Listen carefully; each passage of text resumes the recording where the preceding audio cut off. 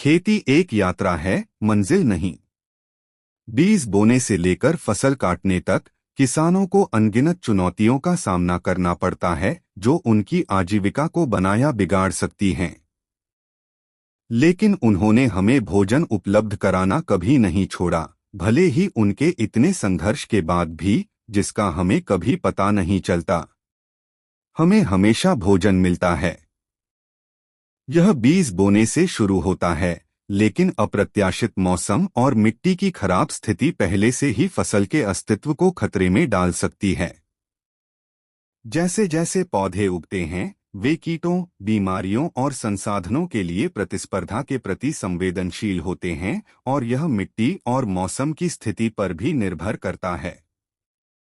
बढ़ते समय फसलों को पानी और पोषक तत्वों की सही मात्रा की आवश्यकता होती है।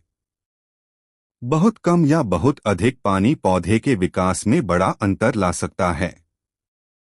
जैसे जैसे फसलें पकती हैं, किसानों को अप्रत्याशित मौसम और बाजार में उतार चढ़ाव का सामना करना पड़ता है, जो उनकी आय को प्रभावित कर सकता है। चुनौतियों के बावजूद किसान दृढ़ संकल्पित हैं। प्रत्येक बीतते दिन के साथ उनके द्वारा बोए गए बीज अपने प्राकृतिक रूप में विकसित होते हैं, जो इस कला को जीवंत बनाता है।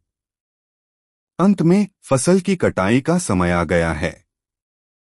यह एक ऐसा चक्र है जो साल दर साल दोहराया जाता है, तत्वों और बाजार की अनिश्चितताओं के खिलाफ एक अथक संघर्ष।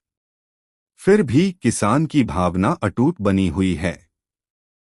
वे भूमि की जुताई करते हैं, बीज बोते हैं और लाखों लोगों को जीविका प्रदान करते हुए फल काटते हैं। किसानों की कहानी अनदेखे संघर्षों में से एक है।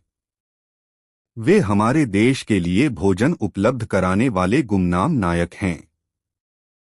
आइए हम उनके अथक प्रयासों को याद करें और उनके द्वारा हमारे लिए लाए गए उपहारों की सराहना करें।